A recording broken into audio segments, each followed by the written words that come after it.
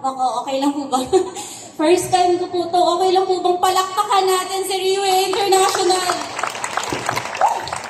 Who would have thought? A simple lady like me, a 27 years old lady, standing in front of 1,000 audience, na sobra po akong thankful sa platform na to kasi I am being given a chance equally to all the team elites in France who are already successful in this kind of industry, pero nandito po ang isang 27 years old and standing in front of you. Thank you so much for Riway. Palakpakan naman po natin si Riway, ang ating Business Development Executives and Managers, Sir Jaime and Sir John. Thank you so much po. So if you are a first-timer right now or a new leader, isa ka sa katulad kong nasa early 20s, early 30s, and nagda-doubt ka sa sarili mo kung kaya mo ba itong gawin, well, look at the person in front right now. Kung kaya namin, kaya nila, kaya nyo din. Naniniwala po ba kayo na hindi aksidenteng nandito ako ngayon? At hindi rin po aksidenteng nandyan ka ngayon. There is a purpose why you are here this evening. Naniniwala po ako na kidnap ka man or aware ka man kung ano pong event ang aatinan mo ngayong gabi na to, there is a reason. And we will definitely welcome you with our warm heart if you will decide to be part of our journey. Pwede mo bang palakpakan natin ang bawat isa? I would also like to acknowledge my mentor, my mentor, Ma'am Helen Don, our team elite Pavo, and our Team Elite Legacy, Sir Joel Gamas. Thank you so much po. Hindi po ako nandito sa task na to kung wala po ang guidance nyo. And also to my family from Dasmariñas, Ate Dorcas, my mom, my Ate Berlin, my cousin. Thank you so much po for coming. Alright. Excited na po ba kayo? Kasi po kami sobrang excited namin. We are always passionate when we are sharing this kind of information. Bakit? Kasi katulad po ng iba, the information you're about to hear this night was able to change our lives, others people's lives, millions of people already across the globe. And we are praying na sana matapos tong event na to na may baon kayo at naniniwala akong pagtapos ng event na to, mayroong mga uuwi na mabubuhay uli ang pangarap. Okay lang po ba yun? Ready na po ba kayo? Alright. Let me start with our company. Our company po is Riway International. Riway stands for Right Way, yes. Riway po is a Singaporean-based company which started way back 2008, which is now exactly 17 years existing in the market. Riway is not just a multi-level marketing platform. Riway is also directly affiliated into a research facility in Auckland, New Zealand, which is focusing on the development and research of oral life stem cell therapy. Excited na po ba kayong malaman pa mas maraming information? Alright. So according to World Health Organization po hindi po galing sa amin ha. So according to WHO, these are the top 10 killers in front of you. So for sure habang binabasa niyo po yan ngayon, may naaalala na po kayo sa isip niya na, ay si Mare ganito. Tama? May mga kamag-anak at nakakakilala po kayo. So alam niyo po ba, according to WHO, 74% of people are dying because of chronic diseases in 2019. And according to them, they found out the top 4 factors why we are receiving this kind of deadly illnesses. And because of this top 4, napatunayan nila na every one of us right now is a walking, ticking bomb. Na anytime, any one of us right now can be diagnosed with this top 10 killers. So ano nga po ba yung top 4 factors? Number 1 is aging population. Every day we age, right? Kahit anong sayaw natin sa labas, prayer, at kahit anong pang gawin natin, kunin man natin lahat ng supplements sa buong mundo, we cannot stop aging. Tama po? Every day we age. Next is wrong diet. Kahit saan po tayo pumunta ngayon, may fast food. Am I right? Sino po dito yung nag-fast food na for the past 7 days? Guilty rin po ako. So, ibig sabihin po pala, hindi na natin maiiwasan ang unhealthy lifestyle. Am I right? Next is inevitable stress. Kahit baby po, kahit newborn baby, nai-stress na. Kapag umiiyak sila at hindi nabibigay kagad yung kailangan nila, nai-stress. Tama po? What more an adult like us? So, yung pila pa lang po kanina, medyo nagkasiksikan, may mga na-stress. Tama po? hindi natin naiiwasan. And number 4 is pollution. Everywhere we go, there is pollution. Tama? Pero alam niyo po ba, napansin niyo doon sa top 4 na yan, 3 po dyan kaya pa natin i-manage. Wrong diet, inevitable stress at pollution. Somehow, kaya pa natin siyang i-manage tayong mga tao. But then, aging, kahit sino wala tayong ligtas dyan.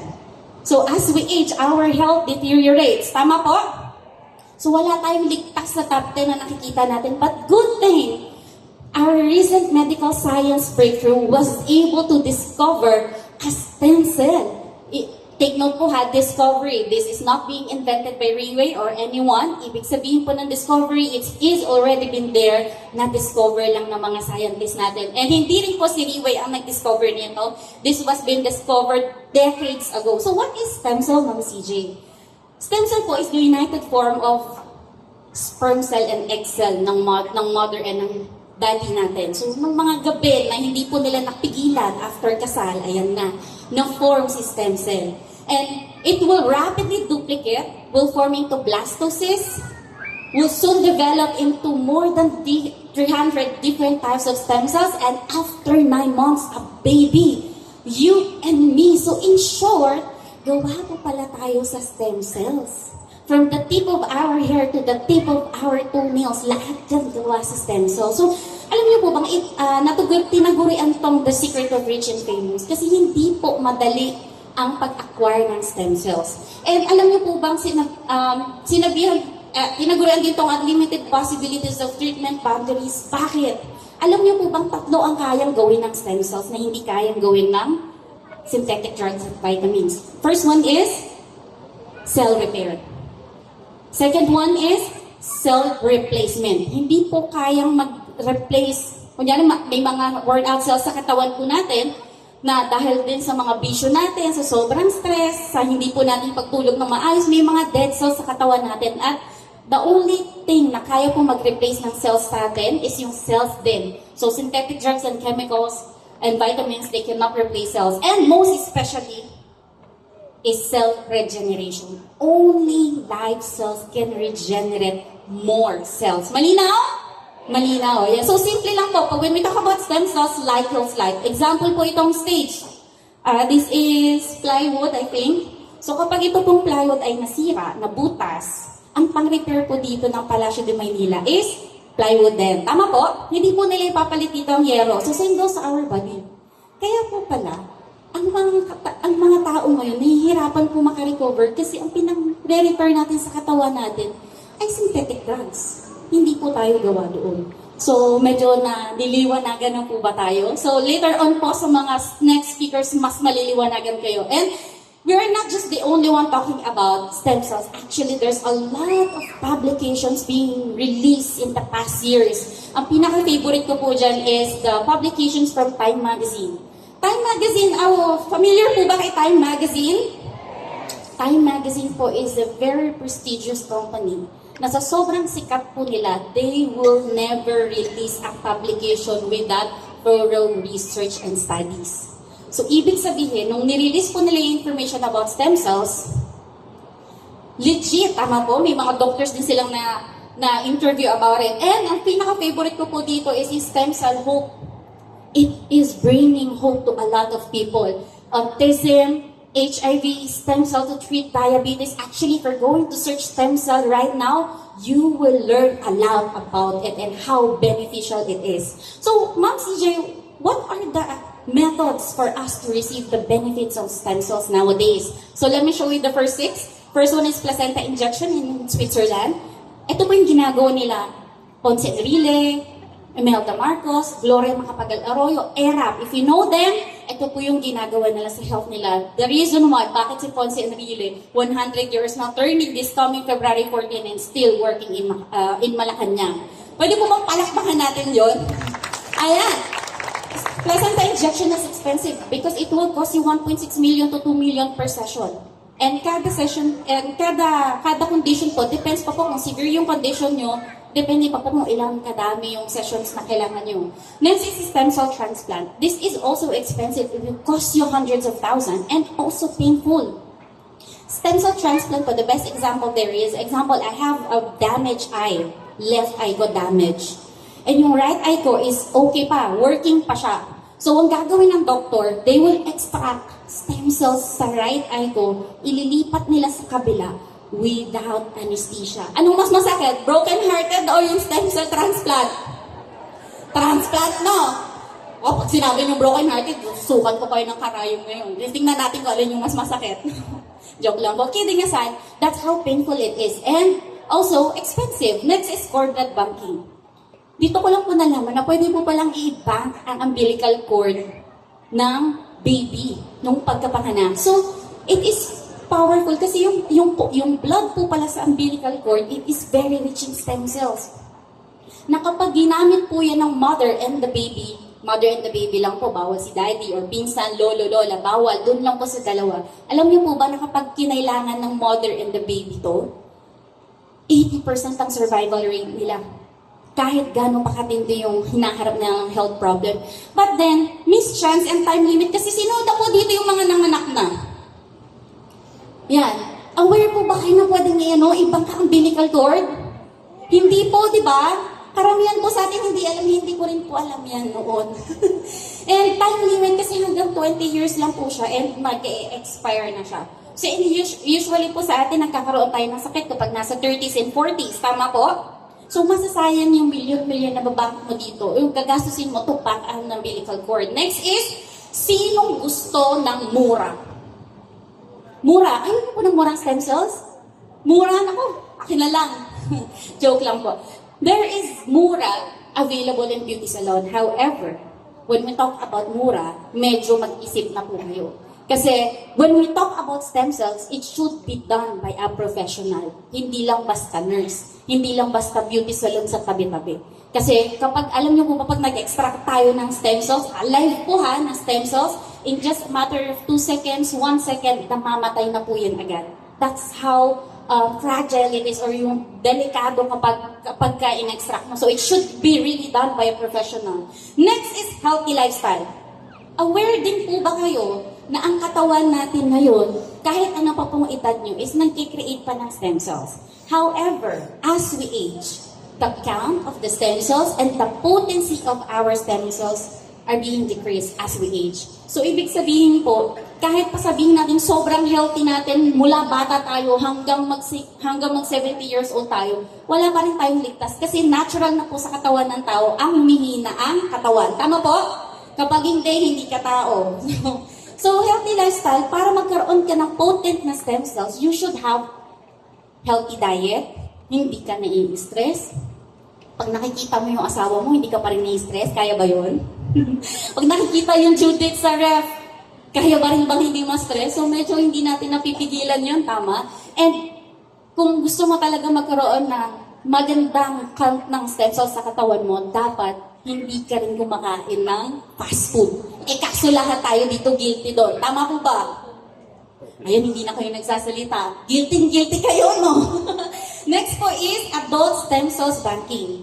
When we talk about stem cells po, the younger, the better. So if I'm 27 years old right now and I'm going to decide na mag-bank po ng stem cells ko dahil sa unhealthy lifestyle na meron ako, my stem cells age could be 2 times or 3 times of my stem cells kapag in-extract sila. So, is there any convenient, effective, and affordable way? Yes, there is. And that is the oral capsule modern technology. Pwede po bang palakpakan muna natin si Riwin bago ko po i-discuss tong slide na to? Nasabi ko po sa inyo na hindi madali ang buhay na stem cell. We are talking about living organism. So kung i-capsulize po natin yan, hindi po ito katulad ng malunggay na kapag dinry natin, pinatuyo, dinurog, ilagay sa capsule, okay na. When we talk about stem cell, it should be alive when we take it hanggang sa pumasok sa sistema natin. So, ito po yung mga technologies na ginamit ni Riwi International, ginastosan ng milyon-milyon to come up with an oral form of live stem cell therapy na possible na po siyang mag-benefit sa loob ng katawan natin nang hindi na kailangan pumunta sa Switzerland, hindi na kailangan ng turok, ng turok na walang anesthesia. So, pwede na po pala. So, let me share you the technology. First technology is supercritical extraction. This is to allowing us to receive the benefit of live cells, 99% of its biological activity. Kumbaga, sino po ditong nakakita na ng gata, yung pinipigang gata? Pinipigang gata po. Wala na, konti lang. Alright, thank you po. Thank you po sa response nyo. Alam niyo po ba, ang biological activity ng gata na nakukuha natin is just 20%. Kahit anong pagawin natin dyan. But using this technology, kaya natin siyang i-maximize up to 99%.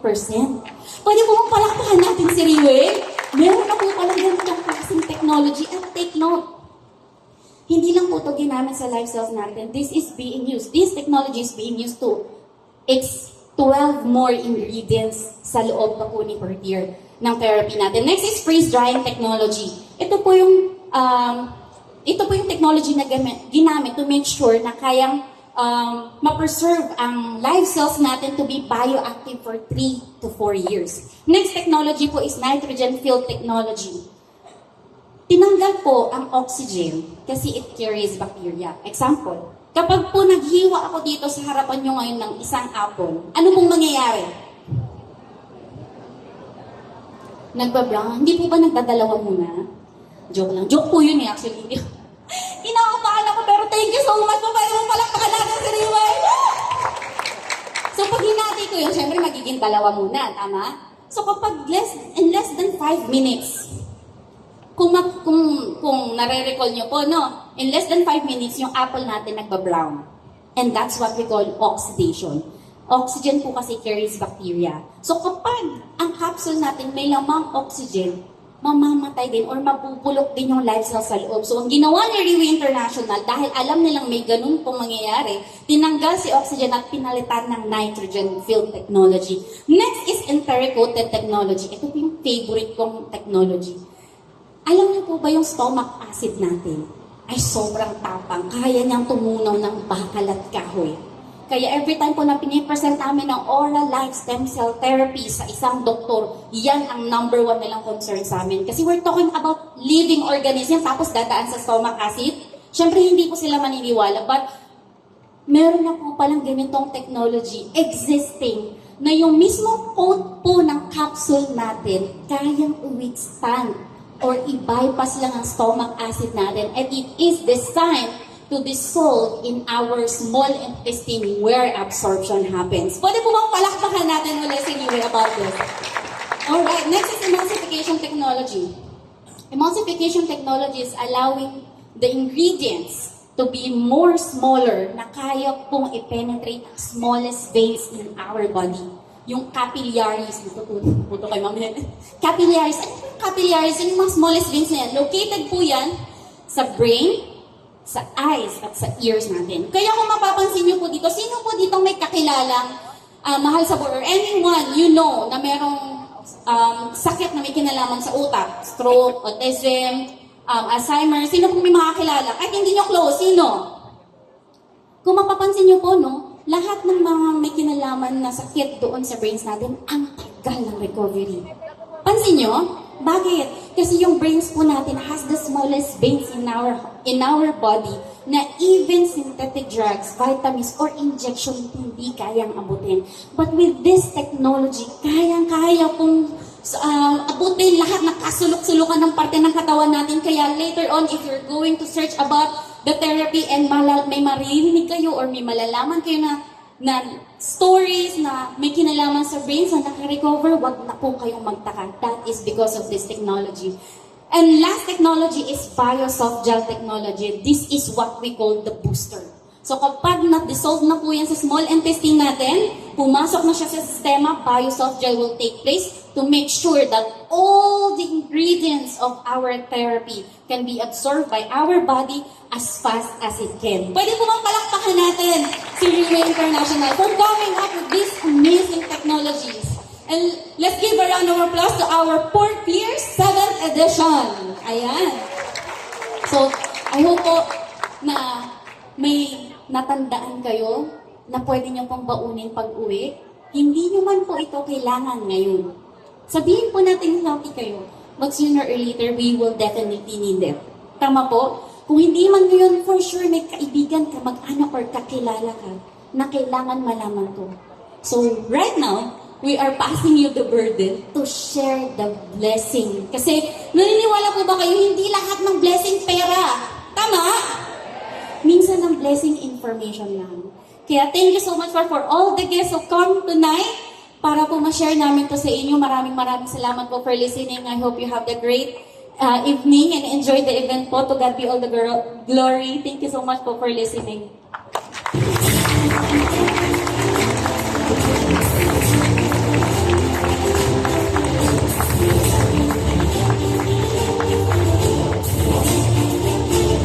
So once again, ladies and gentlemen, we give a big round of applause for our Taiwan One Star CJ Mateo.